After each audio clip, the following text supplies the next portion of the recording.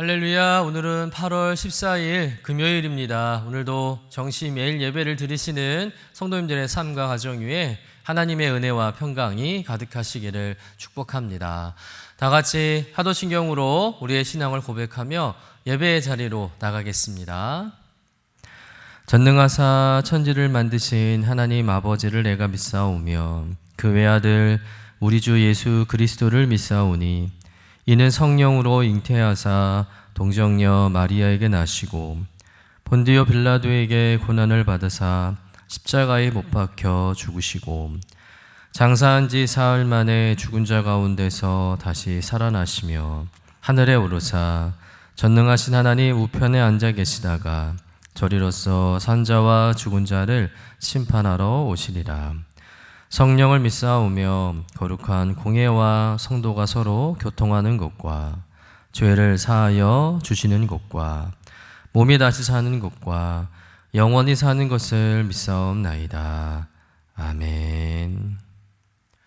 다 같이 찬송가 384장 함께 찬송하겠습니다.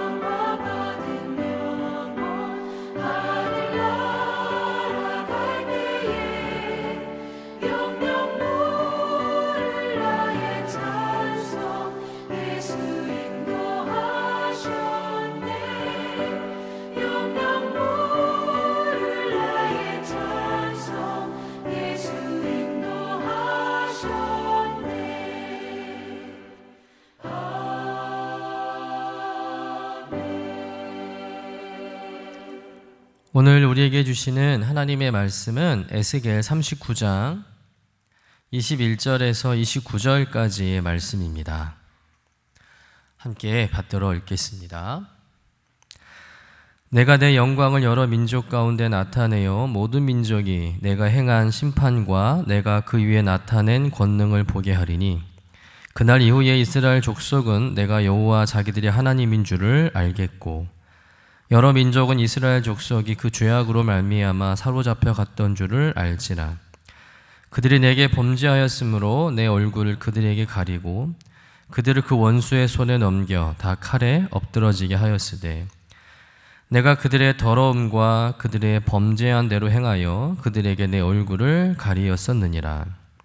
그러므로 주 여호와께서 이같이 말씀하셨느니라. 내가 이제 내 거룩한 이름을 위하여 열심을 내어 야곱의 사로잡힌 자를 돌아오게 하며 이스라엘 온 족속에게 사랑을 베풀지라. 그들이 그 땅에 평안히 거주하고 두렵게 할 자가 없게 될 때에 부끄러움을 품고 내게 범한 죄를 뉘우치리니 내가 그들을 만민 중에서 돌아오게 하고 적국 중에서 모아 내어 많은 민족이 보는 데에서 그들로 말미암아 나의 거룩함을 나타낼 때라. 전에는 내가 그들이 사로잡혀 여러 나라에 이르게 하였거니와 후에는 내가 그들을 모아 고국 땅으로 돌아오게 하고 그 한 사람도 이방에 남기지 아니하리니 그들이 내가 여호와 자기들의 하나님인 줄을 알리라. 내가 다시는 내 얼굴을 그들에게 가리지 아니하리니 이는 내가 내 영을 이스라엘 족속에게 쏟았음이라. 주 여호와의 말씀이니라. 이는 하나님의 말씀입니다. 아멘. 오늘 우리가 읽은 에스겔 말씀 역시 절망의 깊은 골짜기에 매여 있던 이스라엘 백성을 향한 위대한 회복의 메시지입니다. 여러분, 바벨론 포로로 잡혀간 유다 백성들의 심정을 한번 떠올려 보시길 바랍니다. 그들은 단순히 나라가 망하고 포로가 되었다는 사실에 절망하지 않았습니다. 바로 자신들의 영적 자부심이었던 또 하나님의 임재를 상징하는 예루살렘 성전이 불타고 도성이 함락되었다는 소식에 그들의 마음이 완전히 무너져 내린 것이죠.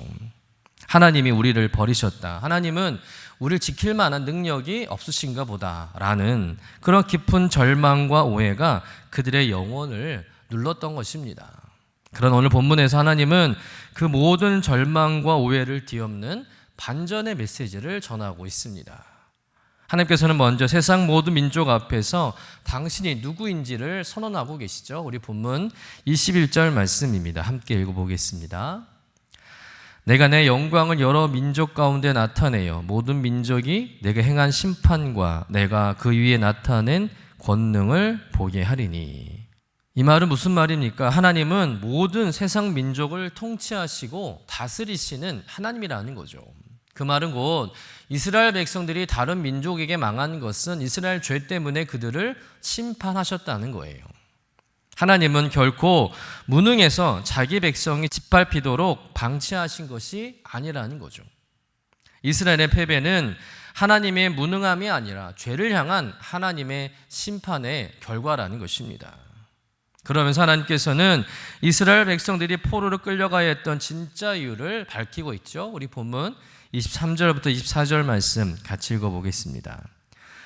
여러 민족은 이스라엘 족속이 그 죄악으로 말미암아 사로잡혀 갔던 줄을 알지라. 그들이 내게 범죄하였으므로 내 얼굴을 그들에게 가리고 그들을 그 원수의 손에 넘겨 다 칼에 엎드러지게 하였으되 내가 그들의 더러움과 그들의 범죄한 대로 행하여 그들에게 내 얼굴을 가리었었느니라. 이방 민족들조차도 이스라엘 백성들이 포로로 끌려가는 모습을 보면서 저 모습은 이스라엘 백성들이 하나님께 범죄하고 우상을 숭배했기 때문에 하나님이 얼굴을 가리셨던 결과다라고 알고 있다는 거예요. 여러분, 하나님께서 얼굴을 가리셨다는 것은 무슨 의미겠습니까? 하나님과의 관계 단절입니다. 또 하나님께서 그 보호하심을 거두어 가셨다는 거예요. 마치 부모가 지독하게 말을 듣지 않는 자녀에게 이제는 네 마음대로 살아봐라 라고 말씀하는 것과 같다는 것이죠. 이스라엘 백성들의 반복되는 죄악 앞에서 하나님께서 내가 다시는 너희를 보지 않겠다라고 하며 그들을 원수의 손에 넘기신 거예요. 그러나 이야기의 끝은 심판이 아니라는 거죠. 하나님은 이스라엘 백성을 향한 사랑을 포기하지 않으시고 다시 열심을 내기 시작하십니다. 우리 25절 말씀 같이 한번 읽어볼까요? 그러므로 주 여호와께서 이같이 말씀하셨느니라. 내가 이제 내 거룩한 이름을 위하여 열심을 내어 야곱의 사로잡힌 자를 돌아오게 하며 이스라엘 온 족속에게 사랑을 베풀지라. 여러분, 이스라엘 백성들은 아무런 자격이 없는 백성이었습니다. 하나님을 떠났고 우상을 숭배했습니다. 결국 하나님의 심판으로 바벨론의 포로로 끌려간 것이죠. 그런데 하나님은 그런 백성을 향해서 다시 사랑을 베풀어 주십니다. 사로잡힌 자를 돌아오게 하며 이스라엘 온 족속에게 사랑을 베풀지라.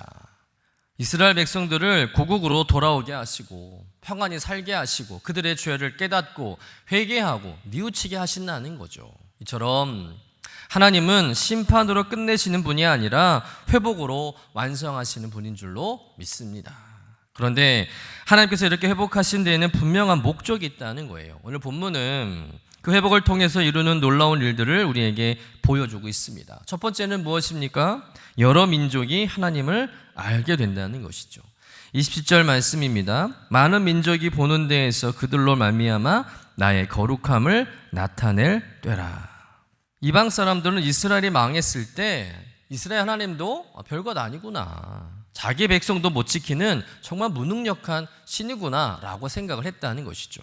그러나 하나님께서 포로된 이스라엘 백성들을 다시 고국으로 돌려보내시는 모습을 보면서 그들의 생각이 완전히 바뀌게 되는 것이죠. 과연 이스라엘 하나님은 살아계신 하나님이시구나, 자기 백성을 끝까지 버리지 않으시는 참신이구나 라고 말한다는 것이죠. 여러분, 이처럼 하나님의 회복은 하나님의 이름과 영광을 세상 가운데 드러내는 거룩한 사건임을 믿으시길 간절히 축원합니다. 두 번째는 이스라엘 백성도 비로소 하나님을 바로 알게 되었다는 거예요. 22절과 28절은 같은 말씀을 반복하고 있습니다. 그날 이후에 이스라엘 족속은 내가 여호와 자기들의 하나님인 줄 알겠고.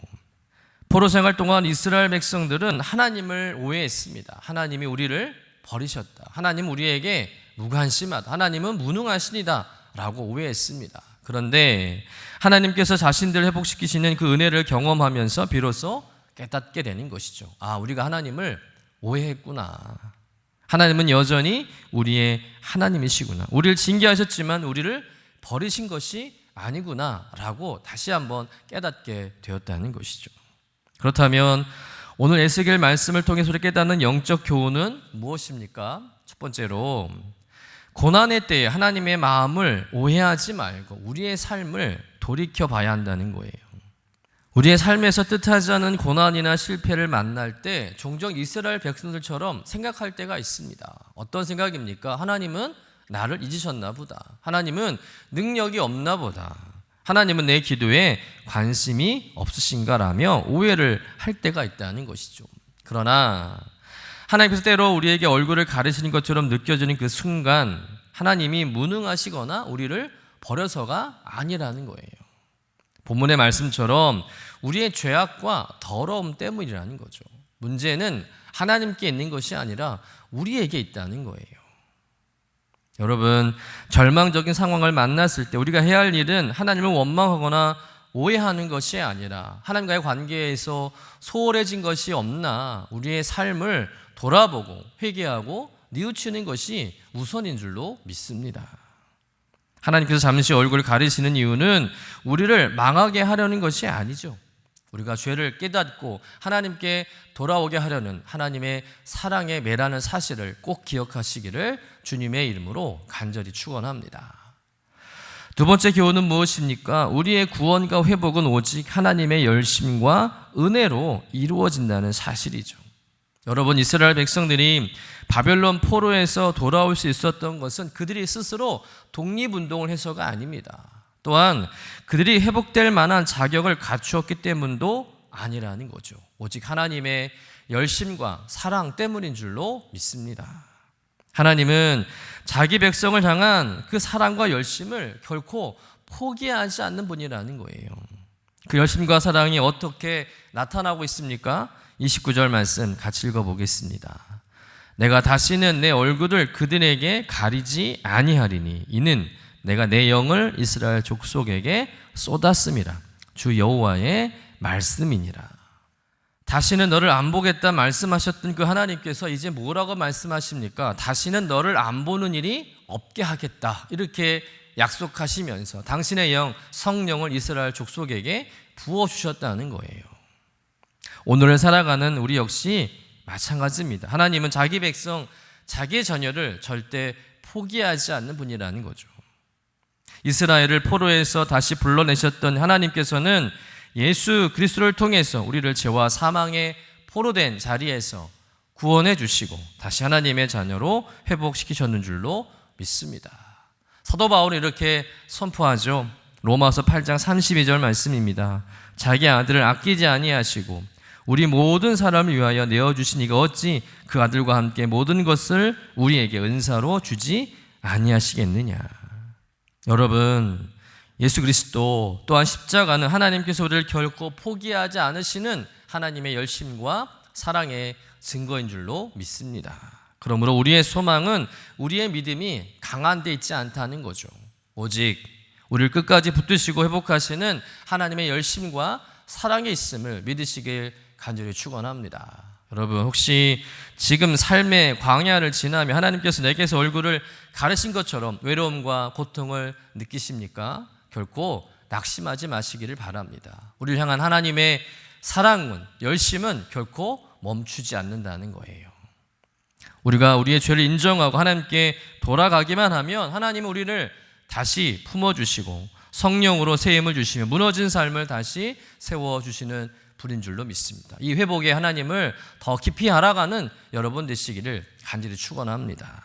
심판보다 더 크신 하나님의 은혜를 붙들고 결코 자기 백성을 포기하지 않으시는 하나님의 그 사랑 안에서 날마다 회복의 기쁨을 누리며 살아가는 여러분 되시기를 주님의 이름으로 간절히 축원합니다.